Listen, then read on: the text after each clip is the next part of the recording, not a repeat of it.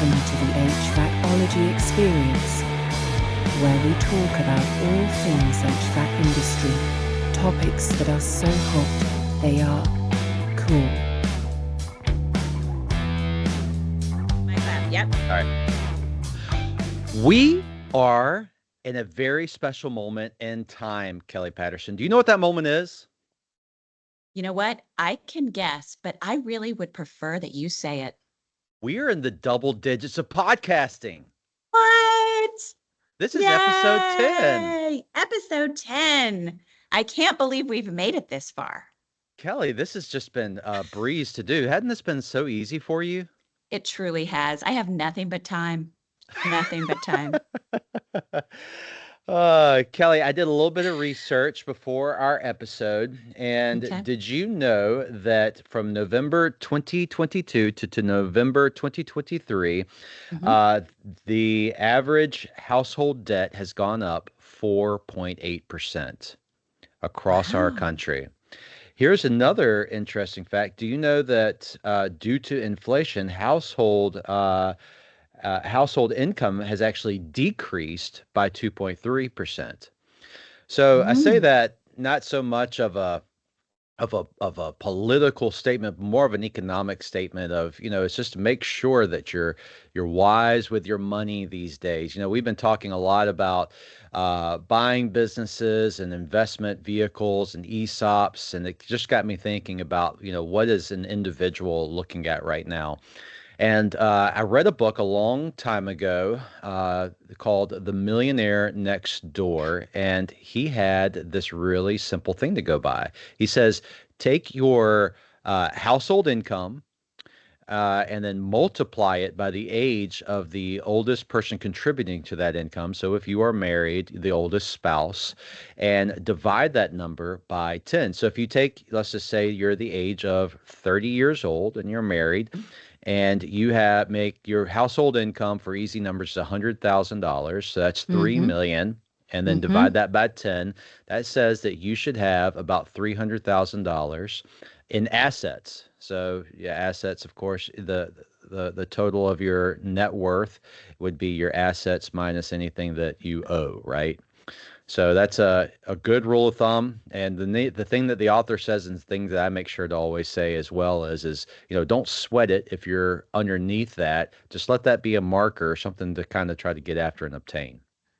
And just to clarify, does that mean $300,000 in assets at the age of 30?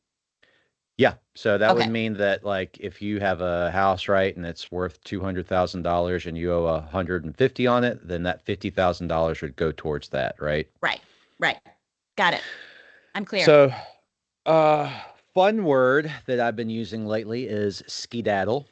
It seems like that's something that I used a lot when I was younger. Do you have a fun word that you use every now and again, Kelly Patterson? My favorite fun word is serendipitous. Ooh, man. It just makes me happy. Wasn't there a movie like in the 90s called Serendipity? You know what? I don't know, but I should look for it. Our guest today is shaking his head yes. So So Jeff he knows. yeah, I think it was a rom-com kind of deal, I believe. I'm assuming that something really lucky happened to them, just very out of the blue. Would be my guess. Talking about luck, I like to use the word this is fortuitous. And that I grabbed that from the movie Tombstone, which I have that movie about completely memorized. I used to completely have it memorized. So we've gone on a big tangent. We really have. We really have. To pull it back, we already said episode 10. And if you like our podcast, what should they do, Kelly? They should follow, subscribe. All right. And also, I've done a really bad job of introducing my co-host, Kelly Patterson. And I am also your co-host, Ryan Hudson. And today, thank you. And today we have Mr. Jeff Bernagozzi. Hey, Jeff. Hey, Ryan. Hey, Kelly. How you doing? Good, Jeff. Doing very well. Thank you. I really appreciate your willingness to come on this podcast. I have been thinking about you the day that we came up with the name HVAC-OLOGY because, one, you're my brother from another mother, and two, I I have wanted to talk to you for a long time just about the world of A&E firms, and that is architect and engineering firms. And I've wanted to kind of talk about the design build versus plan spec world. What should an owner do when they're trying to figure out, where to start if they want to build a building? I'm hoping we get to dive through that. And really just talk about how the process, how the beauty pageant works out when an owner is trying to select an A&E firm. Sound good? Sure, that sounds great. I think I can help out. Excellent. So before we get started, one of the things that we like to let folks know is how in the world did Jeff go from graduating high school to where you were at with GMK and Associates? Sure, I can give you that long, boring history. So I grew up in New York, Long Island, New York, and in 1987, my family moved down to South Carolina. That was a slight culture shock. I bet. We moved to Lexington, South Carolina. After high school, I graduated from Lexington High School. After high school, I went to the University of South Carolina to study mechanical engineering. And about my junior year, myself and another student, Jody Reichard, who you also know. Yep. We needed a part-time job. We were working at Walmart. We were like, hey, maybe we should get a job that's more suited to what we're trying to do in our lives. So we went to the student lounge, opened up the yellow pages, and just looked up engineering firms. So we both, he picked one and I picked one. He got a job at one and I got a job at a small mechanical firm in town. Well, 2 years later, we graduate. I got a job at the same firm he was interning with. That was an MEP firm. So I went from a mechanical only firm to a firm that did mechanical, electrical, and plumbing and fire protection design. So it was a little bit of a step up. And then a couple of years later in 1999, I had the opportunity to join GMK Associates, which GMK Associates is a totally different animal. We're an AE firm, but we also do design, build, construction. We do construction management. We do interior design. So we have a lot of different facets of our company. And so it really makes us unique in the marketplace. In December 2003, I was promoted to Director of Engineering for GMK Associates. And about 2 years ago, I've moved more into the managing partner realm of the entire company. I tell you, I have been highly impressed, Jeff, with GMK and just how it has the ability to touch so many different parts of the business as far as building buildings, retrofitting buildings. I've been very impressed, and the work and the quality of work that comes out of it's been very impressive to me. We appreciate it, and we've been doing it a while. This company opened in 1966. So we've been around Columbia. If you look at a lot of the major buildings in the Columbia area, Koger Center, our building, which is the tallest building in South Carolina, those are all GMK designs. So it's something we've been doing for quite a while. Very cool. So if you could kind of walk the listener through what is plan and spec. We throw that word out pretty quick. We almost make it sound like one word because we throw it out so fast together. Sure. And then also, what does design build mean? Sure. Yeah, I'll start with plan and spec. It's also known as design bid build. And this is the traditional project delivery method that you see a lot with especially state agencies, federal agencies, local school districts. And I'll tell you why in a moment, but the first thing you do as an owner in a design bid build delivery method is you hire your architect. Once you hire your architect, you work with the architect to create a set of plans and specifications that eventually you put out to bid. So even though you have good cost estimates during that process, you don't really know what the price of the building is going to be until you put it out to bid. So once you get those plans 100%, you put it out to bid to contractors. Typically, a general contractor would bid on a building. He'll give you a price, or they'll give you prices, and typically you pick the low bid. Well, there's a lot of benefits and drawbacks to this method. Some of the benefits is that you hold the design intent. you've worked with an architect through this whole process. You have exactly what your building you want it to look like. You know what the skin is of the building.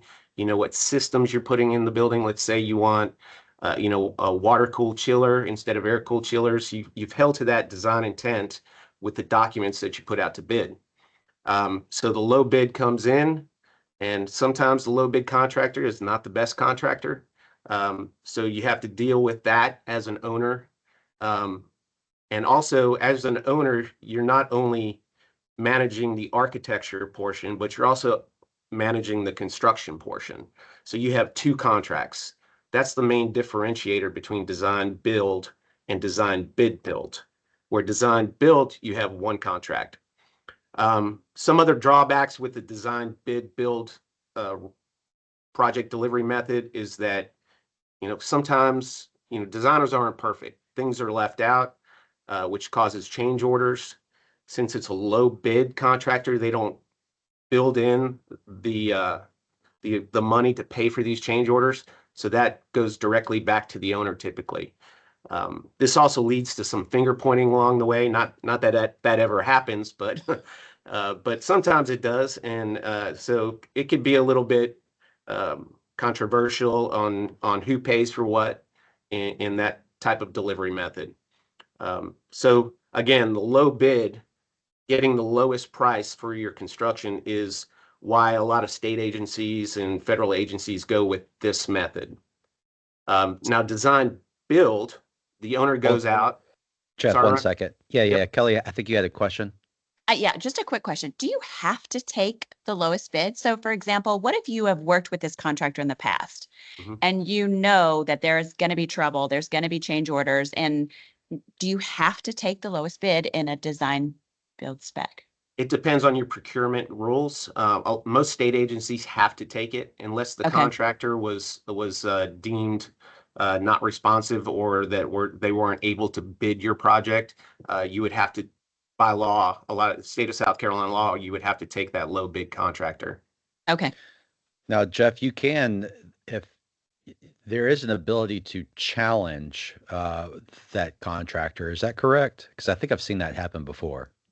Yeah. So if the contract comes in too low, and you know that they possibly have left something out, it's a good practice to sit down with the contractor, run over the project before the project is officially awarded, and give them the opportunity to back out on their price if they say left some major piece of equipment out, and then you can go to the second low bidder on the list. Yeah. Jeff, before we go to design build, I tell you, in a previous life when I was dealing a lot with plan and spec, we will name no names today, but there would be certain people that would win work, and it was like the air went out of the room for everyone else, to where they're like, we've seen this guy's work. We know it's terrible. I cannot believe that they're going to go forward with that one. And it would just, and then they would go forward with it, and everything that everyone talked about and presumed would happen actually ended up happening. And like, that's the 10th time we've seen that. Right. I think that could be that's a frustrating thing, I think, in the plan and spec world. It's very frustrating. And, the owner looks to us to try to, bring the project through the finish line. We do our best to control the contractor. We have our hands tied to a certain extent because we do not hold their contract. The owner holds their contract. So we cannot hold money against them unless the project is not where it's supposed to be by the pay apps.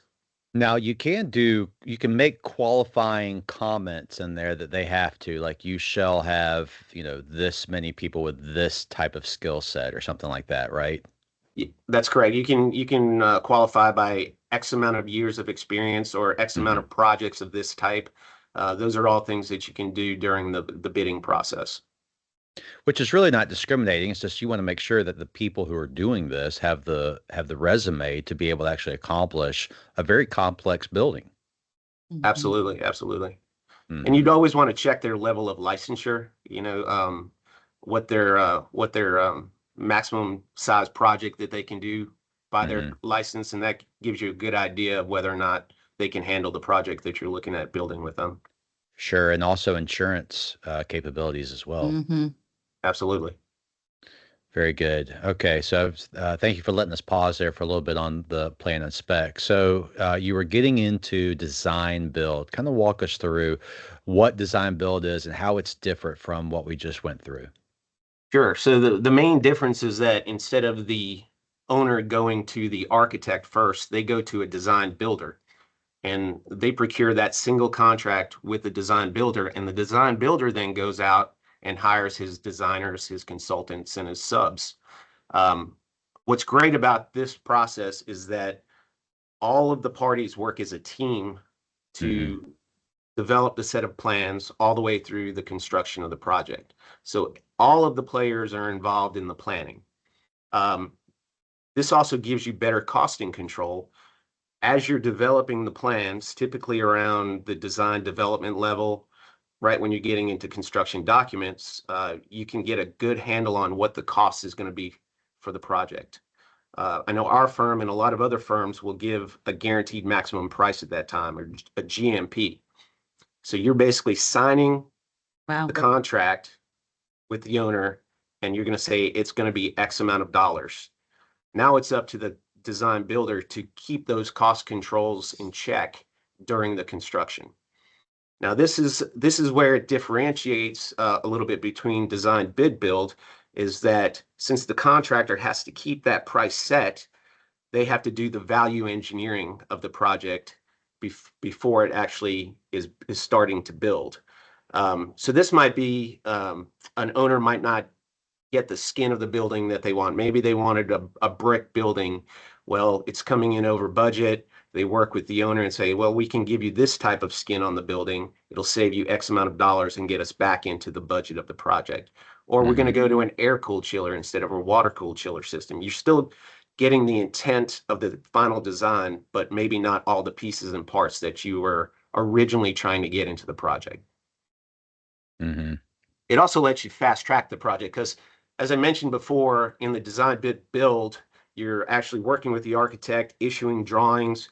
If it comes in over budget at that point, you have to value engineer it, rebid it, then you get the contractor on board, and then you start building the project. Well, when you're doing design build, we're doing that costing and value engineering during the design process. So we can jump right into construction and get the project on an escalated or on a quicker time frame. That seems like a no-brainer. That seems like a like everybody should do it that way.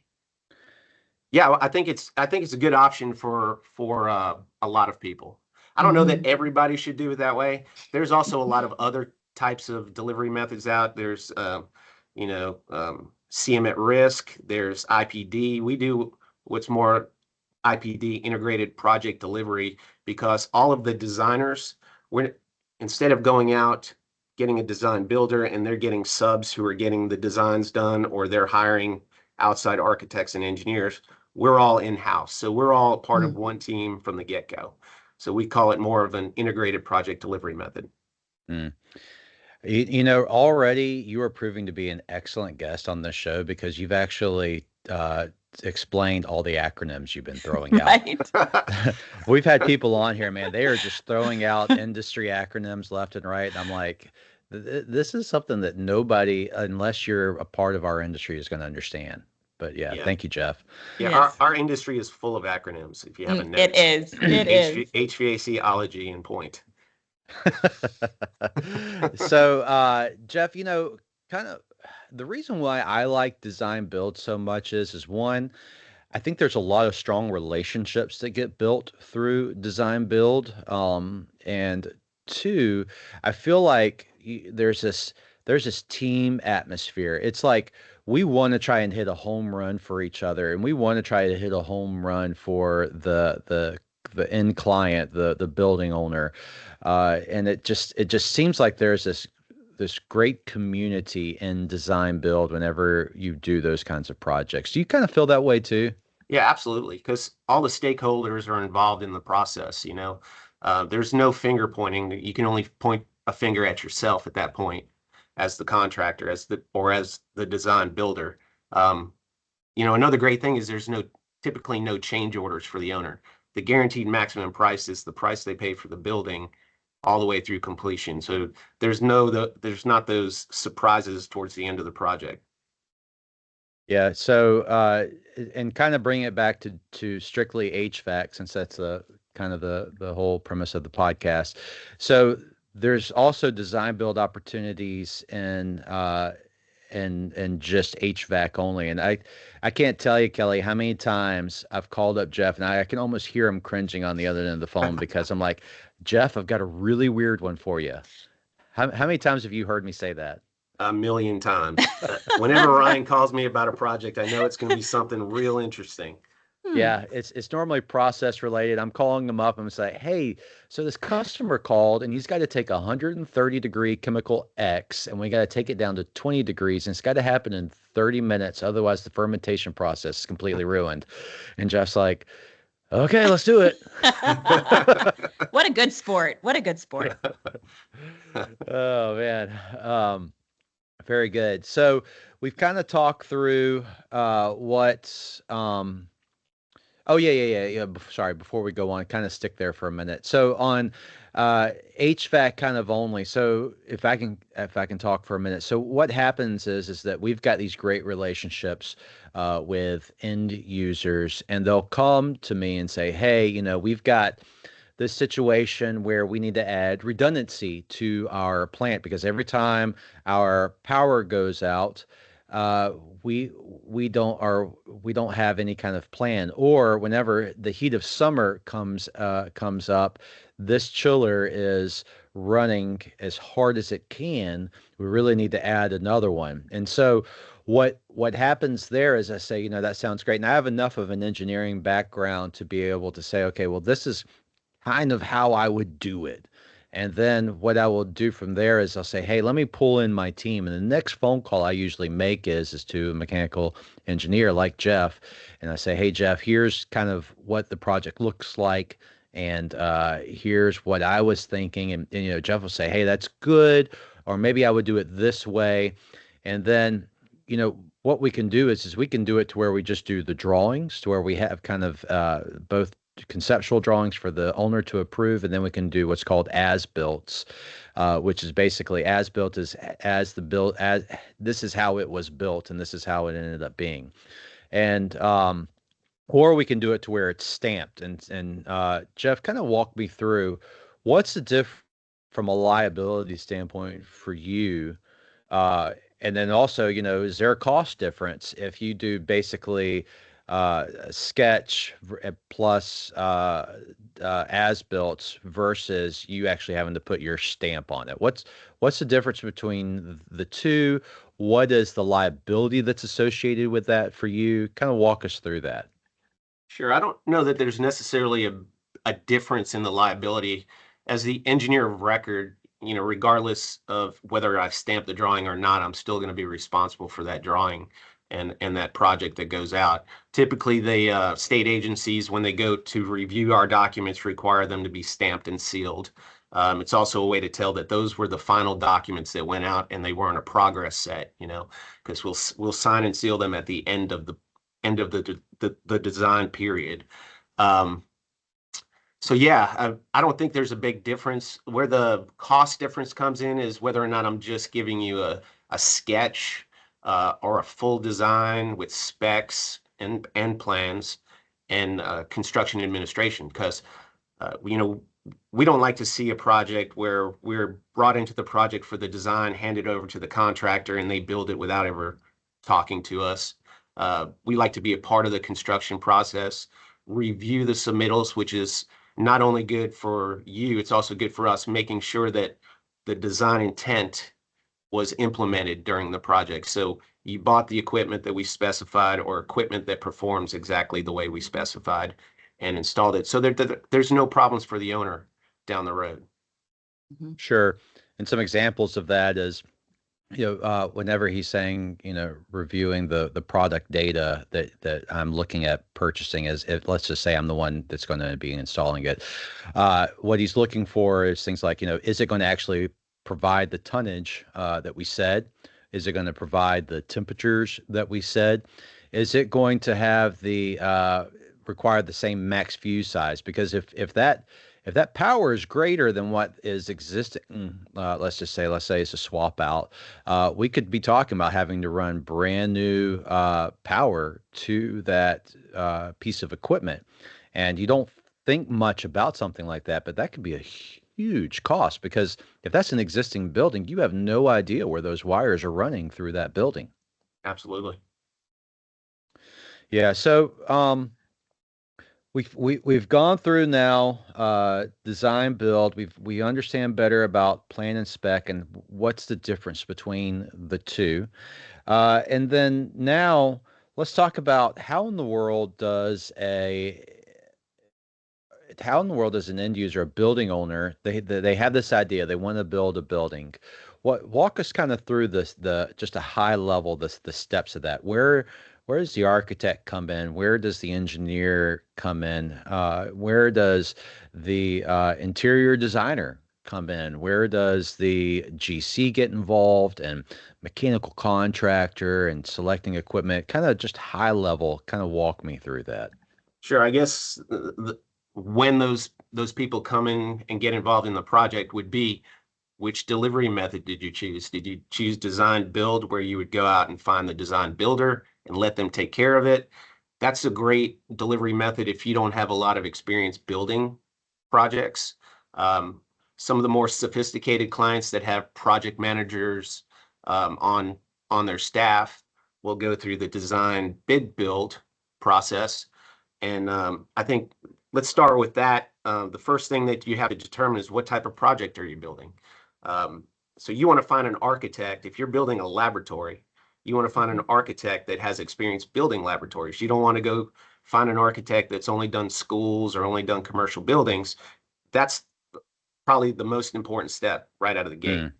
Great point. And then as an owner, you would shortlist, or you would typically send out a solicitation to a bunch of different architects, and they'll respond to it if they're interested. And then you would shorten that list down, and then you would interview those architects. What's really important about the interview is you want to make sure you're going to have a good relationship with this architect. Relationships are so key with your architect and your design team, because you're going to be working with them for maybe months on end, and you want to make sure those are the people with your vision in mind. They're going to keep your vision in mind when they design. They're not going to go in there and just design it the way they want to. There are architects that do it that way. But if you're an owner and you have a vision, you want to make sure that your architect is going to listen to your vision. And I would say you'd want to have those architects be local architects. I think that's something that is pretty important, because you're going to get a lot more responsiveness out of local architects. If you got an issue on your building and your architect is in Michigan, there's a lot of logistics to get them down here to look at it. If you have an architect that's in town, and there's plenty of good architects in our region, they can be on site literally in hours if needed, and they're a lot easier to deal with, to meet with. And I think overall you have better project turnout with local architects. So that's one way you would get an architect on board through that process. Another one that we see with state agencies is called an IDQ process, which is indefinite delivery quantity. I know it makes no sense. They used to call it IDC, which was indefinite delivery contracts, but they changed the name a few years back. And what that is an owner, like let's say the University of South Carolina, they will solicit for mechanical engineers, say. A bunch of mechanical engineers would respond to that, and they'll, at that point, interview a group of 5 of them, and maybe 3 of them get IDQ contracts. And an IDQ contract is a 2-year term where you're on contract, and it's a maximum of, say, $200,000 to $500,000 in fees over that 2 years. Any one delivery contract can be up to $100,000 or $150,000. So you're basically on call. If they have a small project, let's say they have a chiller that needs to be replaced, they don't have to put that out to solicitation, get bids, etc. They go right to their list, choose one of their engineers or architects, and get them on board and start working on the project, as long as it's a smaller type project. Well, this method gets them familiar with all the architects and engineers in the area. You know which architects and engineers do better on what type of projects, so they have their specialty. And that really simplifies the decisions on the bigger projects when they come down the road, because you already have a relationship with them. You've worked with them. You know what their strengths and weaknesses are. So I think the IDQ process is an excellent way for larger owners like universities and state agencies to build those relationships with the architects and engineers. Yeah, the engineering group that the architect ends up selecting, they always seem to be the Debbie Downer of the group, because they're like, hey, we've designed this 3-story building, and it's the engineer's job, like Jeff, to say, yeah, but you left me 3 inches in between floors to put in ductwork. Yeah, they tend to do that sometimes, but none of our architects do that. We've trained them pretty well. They give us the right amount of space that we need for all of our equipment. It's very important that you have the proper clearances and make maintenance for this equipment easier for the end user. That's one thing that I've seen on some projects, that they don't think about that, and those are the things that a good designer will think about. Yeah. Yeah, they'll come back to you and they say, well, do we really need that pipe right here? And you say, well, I don't know. Do you want toilets? Yeah, we're going to push the ceiling a little high. We want slightly higher ceilings. We're going to move it up a foot. Yeah. You were talking about getting local folks to make sure that they're doing your job. A problem that I actually ran into a long time ago. I was doing a job that actually an engineer, I think from Maine, had designed for South Carolina. And he left out this little thing called humidity in kind of his calculations. And being local, living in it, that, hey, I got to make sure that we dehumidify this space, because South Carolina is atrocious when it comes to humidity. Exactly. Yeah. I think it's important to know that stuff. I wouldn't want to go to North Dakota and design an HVAC system, because I just don't know how they design systems up there. It's very particular to the region that you live in. Mm-hmm. That's right. Yep. No, I completely agree. So we've done a good job, I think, of walking through design, build, plan, and spec. I think we've done a good job of kind of understanding where folks fall into the pecking order of when you grab people on board to select them, and then also kind of how that selection process looks. No, I really appreciate you kind of taking the time to go through all of that with us. Kelly, one thing I wanted to make sure that I brought up was that I had a chance I've known about Jeff's daughter, Bella, for a while. However, she is kind of following Jeff, and not really his exact footsteps, but kind of industry-wise footsteps. And she's doing architecture, I believe, at Clemson University. That's right. And I tell you, very, very impressed with Bella. Just talking with her, she's very confident. She understands what's going on. Kind of, taking the engineering hat off and putting the dad hat on. I think it's so important that next generation, I think it speaks a lot that the next generation is interested in what their parents are doing in that vein. Kind of how did you get her interested, or did you have anything to do with getting her interested in wanting to do architecture? Yeah, so it's interesting. When she was a kid, we, like a lot of people, built a house, and that whole process, taking her through looking at houses to get ideas, she just loved that. She loved going to the parade of homes and looking through all the houses. At one time, she was really interested in getting into interior design. But earlier on, I didn't know whether or not she wanted to be an engineer. I wanted to get her interested in engineering or architecture. Her mom is in the medical field. We tried to get her interested in that. Well, she wasn't having any of that. She couldn't. She did not have the stomach for the medical world. So she was interested in architecture and engineering and interior design. So I brought her into work while she was in high school, I think, maybe her sophomore year, and took her to a boiler room down downtown here. She did not like that too much. So I think I bet she did not. it was hot and nasty. And she said, I don't think I want to do that, Dad. But she really did like the optics of pretty buildings and beautiful interiors. So she started to pursue the architecture side. In the school district that we go to in Lexington, it's pretty interesting because you're setting your career path very early in your high school career. So she went towards architecture and engineering and technology. So she actually took architecture and engineering classes while she was in high school, which I think gave her a real leg up in moving into her college career. Wow. She's a lot smarter than me. She's never made a B in her entire life. Straight A's. I was a straight C student. So she must get that from her mom.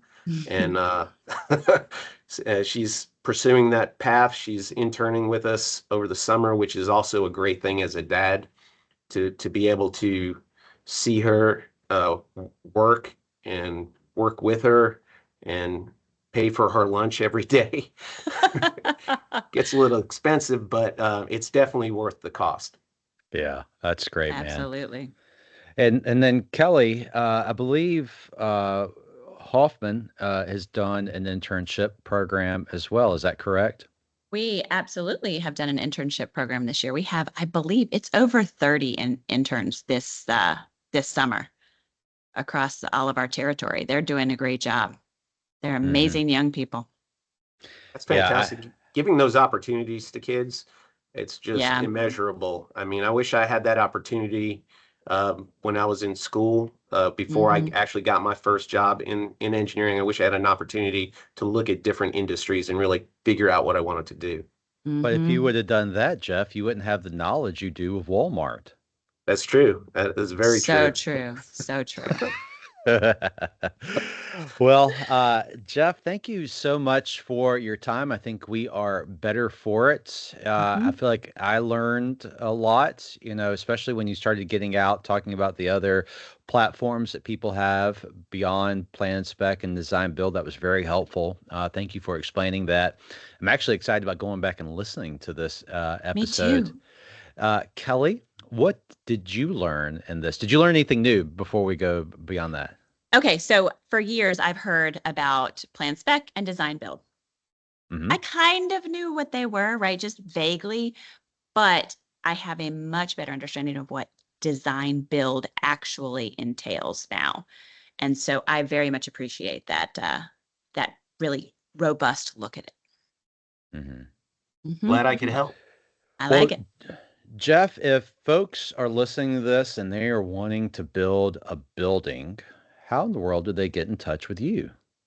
Well, they can go to our website, www.gmka.com. That's GMKAssociates.com. And contact us or contact you, and they can get in contact with me. There you go. There you go. We would love the opportunity to work with anybody out there. Yeah. And I've noticed that about y'all. Y'all are willing to take on all kinds of different things, from the very small one to the massive project. Well, very good. Well, that ends episode 10, our first in the double digits. And I had a great time. And thank y'all for listening. Bye. Thank you so much. Bye-bye.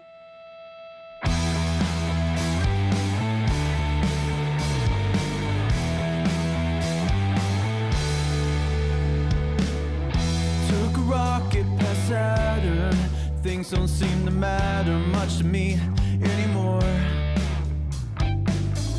Got lost inside a daydream, get sick of all schemes they play on their machines.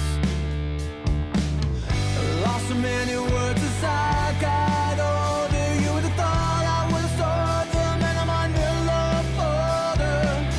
Accidentally wrote these words down, thought all the best of me faded in an endless sea. But you always bring me back at your blue eyes. 20 years of staring at that freckle on your left shoulder. Who would have thought all I needed was to think of you to bring back the words inside? But you always bring me back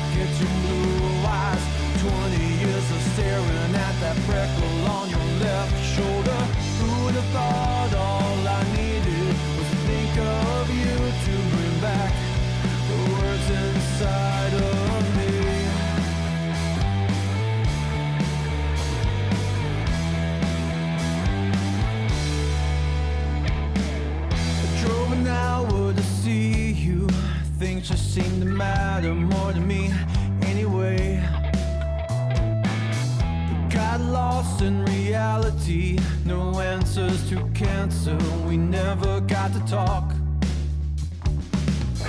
Lost so many friends as I got older. Wish I had the strength to hold you a little bit longer. Always meant to write these words down. Thought all the best of you, faded in an endless sea. But you always bring me back at your blue eyes. 20 years of staring at that freckle on your left shoulder. Who would have thought all I needed was to think of you to bring back the words inside of me.